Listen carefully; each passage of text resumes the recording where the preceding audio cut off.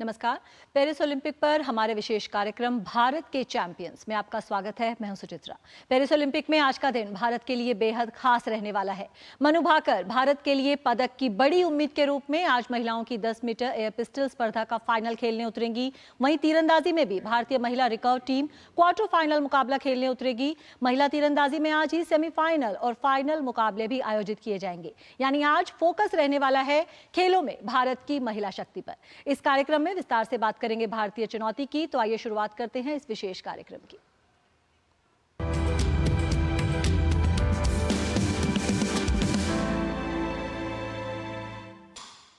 आज के शेड्यूल पर नजर डाल लेते हैं। आज भारतीय दल कई स्पर्धाओं में हिस्सा लेते दिखाई देगा। आज भारत को निशानेबाजी और तीरंदाजी में पदक मिलने की उम्मीद है।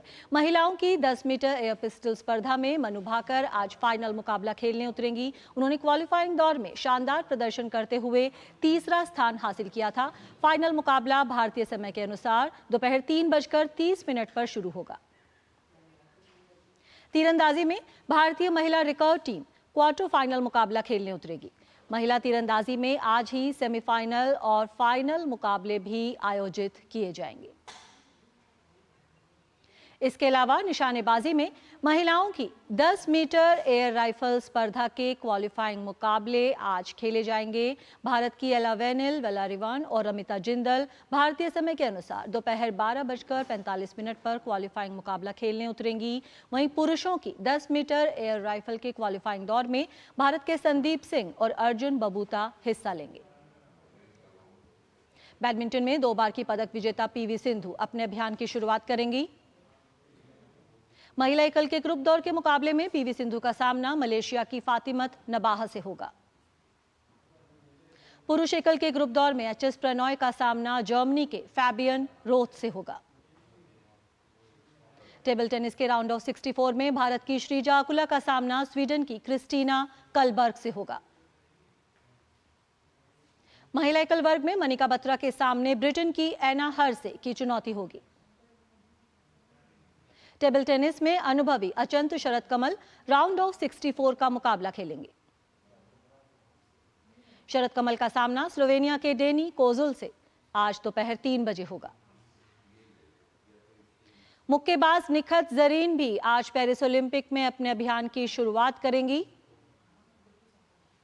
निखत का सामना राउंड ऑफ 32 के मैच में जर्मनी की मैक्सी कैरिना क्लोइट्जर से होगा। तैराकी में श्री हरि नटराज पुरुषों की 100 मीटर बैकस्ट्रोक स्पर्धा में हिस्सा लेंगे।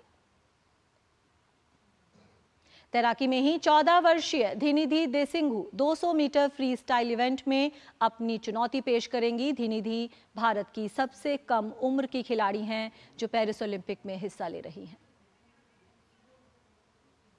तो पेरिस ओलंपिक में भारतीय निशानेबाज मनु भाकर ने 10 मीटर एयर पिस्टल स्पर्धा के फाइनल में स्थान बना लिया है। उन्होंने क्वालिफाइंग दौर में तीसरा स्थान हासिल किया था। इसी के साथ निशानेबाजी में उन्होंने भारत की पदक की उम्मीद बढ़ा दी है। मनु पिछले कुछ सालों में भारत के लिए अंतर्राष्ट्रीय स्तर पर लगातार पदक जीतती रही हैं। मनु भाकर निशानेबाजी विश्व कप की अलग अलग स्पर्धाओं में 7 स्वर्ण पदक जीत चुकी हैं। पेरिस ओलंपिक के लिए जाने से पहले पदक के दावेदारों में निशानेबाज मनु भाकर का नाम प्रमुख था। ओलंपिक के शुरू होते ही पहले ही दिन मनु ने अपने शानदार प्रदर्शन की बदौलत पदक की उम्मीद भी जगा दी। मनु ने महिलाओं की 10 मीटर एयर पिस्टल के फाइनल में स्थान बना लिया। वो 60 शॉट के क्वालिफाइंग राउंड में कुल 580 अंकों के साथ तीसरे स्थान पर रही। उन्होंने पहली सीरीज में 97, दूसरी में 97, तीसरी में 98, चौथी में 96, पांचवी में 96 और छठी सीरीज में 96 अंक हासिल किए। उनके इस प्रदर्शन के बाद अब सबकी नजरें फाइनल पर लग गई हैं। इस युवा और प्रतिभाशाली निशानेबाज ने अपनी कड़ी मेहनत, समर्पण और दृढ़ संकल्प से न केवल देश का नाम रोशन किया है बल्कि विश्व स्तर पर भारत को एक मजबूत दावेदार के रूप में स्थापित किया है। कुश्ती और मुक्केबाजों के लिए मशहूर हरियाणा से शूटिंग में भी कुछ दमदार प्रतिभाएं निकलकर आई हैं। उनमें सबसे नई और चमकदार प्रतिभा साबित हुई हैं मनु भाकर। झज्जर की रहने वाली मनु ने शुरुआती दिनों में कई खेलों में हिस्सा लिया, लेकिन फिर पिस्टल शूटिंग से लगाव हो गया। सीनियर स्तर पर चमक बिखेरने से पहले हर खिलाड़ी को जूनियर स्तर पर अपनी पहचान बनानी होती है। मनु की कहानी भी अलग नहीं है। उन्होंने जूनियर एशियन चैंपियनशिप में सिल्वर मेडल जीतकर पहली बड़ी सफलता हासिल की। इसके बाद उनका जलवा दिखा नेशनल गेम्स 2017 में, जहां उन्होंने हिना सिद्धू जैसे दिग्गज शूटर को हराया और कुल 9 गोल्ड मेडल अपने नाम किए। यही वो वक्त था जब मनु के अलावा शूटिंग में कई युवा निशानेबाज सामने आ रहे थे, जिनमें मनु ने सबसे तेजी से अपनी पहचान बनाई और 2018 में ISSF वर्ल्ड में धमाकेदार प्रदर्शन किया। यहाँ मनु ने 10 मीटर एयर पिस्टल और 10 metre air pistol mixed event में गोल्ड मेडल जीत लिया। 2018 में उन्होंने यूथ ओलंपिक में भी 10 मीटर एयर पिस्टल में गोल्ड जीता। इसके बाद 2018 के राष्ट्रमंडल खेलों में मनु ने 2 स्वर्ण पदक जीतने में सफलता पाई। 2019 में उन्होंने सौरभ चौधरी के साथ मिलकर लगातार 4 वर्ल्ड कप के 10 मीटर मिक्स्ड इवेंट में गोल्ड मेडल जीते। टोक्यो ओलंपिक मनु के लिए काफी निराशाजनक रहा। 10 मीटर एयर पिस्टल इवेंट में अचानक उनकी पिस्टल खराब हो गई। इसका असर उनके प्रदर्शन पर पड़ा और वो फाइनल के लिए क्वालिफाई नहीं कर पाई। हालांकि इसके बाद मनु भाकर ने एक बार फिर वापसी की और कड़ी मेहनत की बदौलत टोक्यो ओलंपिक की निराशा को पीछे छोड़ा। पिछले साल उन्होंने शानदार प्रदर्शन करते हुए पेरिस के लिए क्वालिफाई किया। 2023 में उन्होंने बाकू में वर्ल्ड चैंपियनशिप में 25 मीटर एयर पिस्टल में गोल्ड जीता था। मनु भाकर की सफलता में केंद्र सरकार द्वारा दी जा रही सहायता का भी अहम योगदान रहा है। वो सरकार द्वारा खिलाड़ियों को दी जा रही टॉप्स स्कीम में शामिल हैं। उन्हें टॉप्स के अंतर्गत तैयारी के लिए 28 लाख से अधिक की राशि दी गई है। प्रशिक्षण और प्रतियोगिता के लिए वार्षिक कैलेंडर के अंतर्गत 1,35,36,000 रुपए सरकार द्वारा मिले हैं। मनु अब फाइनल में पहुंच गई हैं और उनके पास टोक्यो में मिली निराशा को पीछे छोड़ने का अवसर है। उनकी कोशिश क्वालिफाइंग दौर के प्रदर्शन को और अच्छा करते हुए पिछले 2 ओलंपिक से निशानेबाजी में पदक नहीं मिलने की कमी को दूर करने की होगी। Sports desk, DD news. वहीं पेरिस ओलंपिक में टेनिस में भारत के रोहन बोपन्ना और श्रीराम बालाजी की जोड़ी पुरुष युगल वर्ग के पहले दौर में आज फ्रांस की जोड़ी से भिड़ेगी। शनिवार को होने वाला ये मुकाबला बारिश के कारण नहीं खेला जा सका था। ओलंपिक में अपना डेब्यू कर रही भारत की महिला मुक्केबाज प्रीति पवार ने अपने अभियान की शुरुआत जीत के साथ की। प्रीति ने महिला मुक्केबाजी के 54 किलो भार वर्ग के पहले दौर के मुकाबले में वियतनाम की खिलाड़ी को 5-0 से शिकस्त दी। इस जीत के साथ प्रीति राउंड ऑफ 16 में पहुंच गई हैं, जहां उनका सामना विश्व चैंपियनशिप की रजत पदक विजेता कोलंबिया की येनी अरियास से होगा। भारतीय पुरुष हॉकी टीम ने रोमांचक मुकाबले में न्यूजीलैंड को हराकर जीत के साथ पेरिस ओलंपिक में अपने अभियान का आगाज किया। हरमनप्रीत सिंह द्वारा आखिरी समय पर किए गए गोल की मदद से भारत ने न्यूजीलैंड को 3-2 से हरा दिया। पूरे मुकाबले के दौरान दोनों टीमों के बीच कड़ी टक्कर देखने को मिली। पहले क्वार्टर में न्यूजीलैंड ने गोल कर 1-0 की बढ़त ले ली। हालांकि दूसरे क्वार्टर में मनदीप सिंह ने गोल कर स्कोर को बराबरी पर ला दिया। तीसरे क्वार्टर में विवेक सागर ने गोल कर भारत को 2-1 की बढ़त दिला दी। न्यूजीलैंड की तरफ से सिमोन ने 53वें मिनट में गोल कर स्कोर बराबर कर दिया। मैच खत्म होने से ठीक पहले हरमनप्रीत ने गोल कर भारतीय टीम को रोमांचक जीत दिला दी। टेबल टेनिस के पुरुष एकल वर्ग में हरमीत देसाई ने अपने अभियान की शुरुआत जीत के साथ की है। हरमीत का सामना जॉर्डन के जायद एबो यमन से हुआ। हरमीत ने इस मुकाबले को आसानी से 4-0 से जीता। हरमीत ने 30 मिनट तक चले इस मुकाबले में 11-7, 11-9, 11-5, 11-5 से जीत दर्ज की। हरमीत इसके साथ ही राउंड ऑफ 64 में पहुंच गए। बात बैडमिंटन की। भारतीय बैडमिंटन खिलाड़ी लक्ष्य सेन ने पेरिस ओलंपिक में अपने अभियान की शुरुआत आसान जीत के साथ की। पहले ग्रुप मुकाबले में ग्वाटेमाला के केविन कॉर्डन के खिलाफ लक्ष्य ने धमाकेदार प्रदर्शन किया। पहला गेम महज 14 मिनट में जीतने के बाद दूसरे गेम में पीछे होने के बाद उन्होंने वापसी करते हुए ये मुकाबला अपने नाम किया।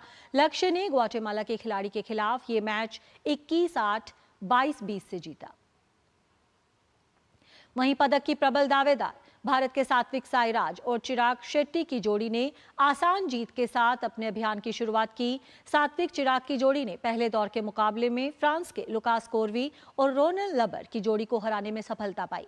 भारतीय जोड़ी ने इस मुकाबले को सीधे गेम्स में 21-17, 21-14 से अपने नाम किया।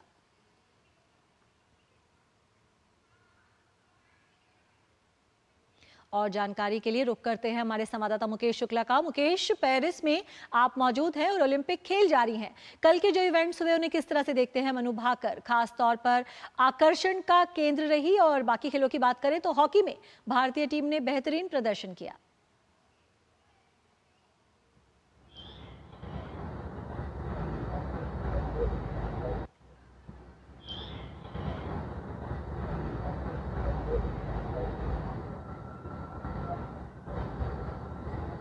बिल्कुल, आपने सही कहा। जिस तरह से भारतीय दल ने कल अपने अभियान की शुरुआत करी और शानदार तरीके से वो यहाँ पर उतरे। हालांकि जिस तरह से मिक्स्ड इवेंट में उम्मीदें थी, बड़ा नैरोली मिस कर गए वहाँ पर हम। उसके बाद अर्जुन चीमा और सरबजोत सिंह जो है एयर पिस्टल में बहुत ही क्लोज जाकर के वो क्वालिफिकेशन में नहीं हो पाए। लेकिन उसके बाद जो सबसे अच्छी खबर आई वो मनु भाकर के सौजन्य से मिली, जहां पर उन्होंने 10 मीटर एयर पिस्टल में जिस तरह से क्वालिफाई किया फाइनल राउंड के लिए। वो जाएंगे वहां पर, खेलेंगे अपने मेडल के लिए। और जिस तरह का उनका स्कोर था, देखिए बहुत शानदार स्कोर था। वो तीसरी भारतीय महिला बनी जो अंजलि भागवत, और सोमा स्वरूप जो खुद भारतीय टीम की इस समय कोच भी हैं, 2004 की पार्टिसिपेशन भी है ओलंपिक की, वो उनकी फहरिस्त में शामिल हुई। तो ये बड़ी खबर है उनके लिए, और काफी एक्सपीरियंस है मनु भाकर को। जिस तरह से वो खेलते हैं, जिस तरह का उनका खेलने का टेम्परामेंट है, हमने देखा टोक्यो ओलंपिक से अभी तक में वो कितना उन्होंने अपने आप को यहाँ पर रिकर्व किया है, कितना उन्होंने अपने आप को बदला है और किस तरह से वो खेलते हैं। और इस बार उनके साथ जसपाल राणा उनके पीछे लगे हुए थे। हालांकि जसपाल राणा ने उनको पूरा का पूरा नर्चर किया, और पहले उनमें दोनों में आपस में बड़ी कड़वाहट हो गई थी बीच में, लेकिन उस दूरियों को उन्होंने भुलाते हुए एक साथ फिर से कंधे से कंधा मिला। और इस बार देखा अरेना में जसपाल राणा उनके पीछे खड़े होकर के और हर चीज नोट कर रहे थे, हर बारीकियों को नोट कर रहे थे। तो निश्चित तौर पर बड़ी कामयाबी मिलने की उम्मीद है, यहाँ से भारत को पदक मिलने की उम्मीद है, क्योंकि शूटिंग से हम एक्सपेक्ट कर रहे हैं। और साथ ही साथ आज के और दिन की बात करें तो भारत न्यूजीलैंड के बीच एक अच्छा मुकाबला हॉकी में देखने को मिला, जहां पर भारत ने 3-2 से न्यूजीलैंड को हराया। और बहुत ही अच्छा ये मैच था। चौथे क्वार्टर में जिस तरह से भारत ने 3-2 का जो लीड बनाया, और उसके बाद जो शानदार पेनल्टी स्ट्रोक पर सेव किया हमारे गोलकीपर ने, वो बहुत अच्छा रहा। इसकी वजह से हम जीत पाए। और बैडमिंटन कोर्ट से देखिए लक्ष्य सेन, सात्विक साईराज, चिराग शेट्टी, जिस तरह से उनकी उम्मीद है, और चिराग शेट्टी से तो बहुत ही ज्यादा सात्विक साईराज से उम्मीद है, क्योंकि वो पिछले दौर में देखो कितना शानदार डबल्स में कर रहे हैं। तो इन दोनों खिलाड़ियों से बहुत ज्यादा उम्मीदें हैं, और ये अगर अपने पोटेंशियल पर इसी तरह खेलते रहे तो निश्चित तौर पर हमें एक अच्छा यहाँ से मेडल देखने को मिल सकता है, जो कि हमें लॉन्ग अवेटेड है। और साथ ही साथ बलराज ने जिस तरह से रोइंग में किया, वो भी चौथे दौर तक पहुंचे। रैपिड चार्ज में वो अपना हुनर दिखाएंगे। तो लाइव और एक्शन में काफी कुछ यहाँ से निकल करके आया, और बहुत ही अच्छा रहा।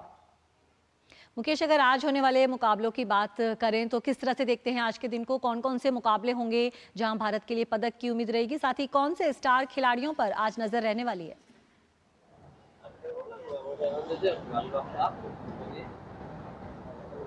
बिल्कुल, आज के लाइव एक्शन की अगर बात करें तो फिर से कई सारे लाइनअप आज देखने को मिलेंगे। मनु भाकर पर सबकी निगाहें होंगी, क्योंकि वो अपना क्वालिफिकेशन क्रॉस करने के बाद अब मिडिल राउंड के लिए उतरेंगी, और उनसे काफी उम्मीद होगी। साथ ही साथ टेनिस से जो है वो टेबल टेनिस से अचंता शरद कमल जो होंगे वो उतरेंगे अपने मुकाबले के लिए। तो अपने अभियान की शुरुआत करेंगे। स्विमर्स हमारे इस बार स्विमिंग में होंगे, उनसे काफी उम्मीदें हैं। और युवा स्विमर्स जो है, हमारी महिला स्विमर्स 14 साल की हैं, उनसे काफी उम्मीद होगी। और साथ ही साथ अगर आप देखेंगे तो मुक्केबाजी में निखत जरीन है, जो वो बॉक्सिंग रिंग में अपना पंच दिखाएंगी, और बहुत ही पॉजिटिव है निखत जरीन जिस तरह से वो खेलती हैं।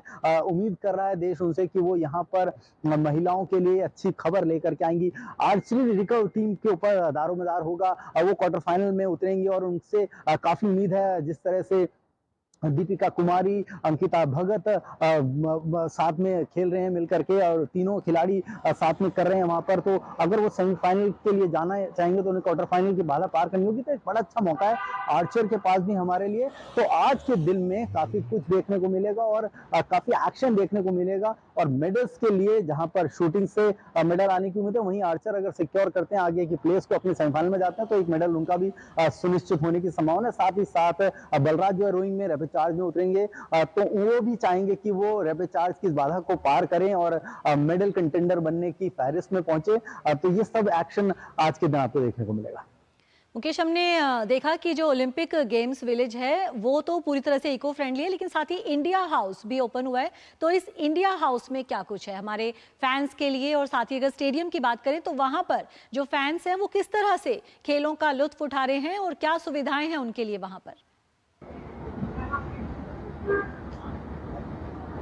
जी, खिलाड़ी तो पॉजिटिव है ही हैं, साथ ही साथ फैंस भी पॉजिटिव हैं। और जो यहाँ पर नई नई चीजें देखने को मिली है, जैसे हमने गेम्स विलेज देखा, किस तरह से इको फ्रेंडली गेम्स विलेज उन्होंने बनाया, खिलाड़ियों की सुविधाओं को देखते हुए कैसी वहाँ फैसिलिटी है। ऐसे ही इंडिया हाउस को यहाँ लॉन्च किया गया रिलायंस फाउंडेशन के द्वारा, जहाँ पर इंडियन ओलंपिक एसोसिएशन की जो अध्यक्ष थी वो खुद थी, यहाँ के गवर्नर जो भारत के राजदूत थे वो वहाँ पर मौजूद थे, जय शाह बीसीसीआई सेक्रेटरी मौजूद थे, अभिनव बिंद्रा मौजूद थे, अनीता अंबानी खुद उन्होंने इसको इनॉग्रेट किया। तो एक आज बड़ा मौका था, क्योंकि इंडिया हाउस में उस तमाम चीजें दिखाने की कोशिश की जाएगी कि आप अपने देश को मिस ना करें।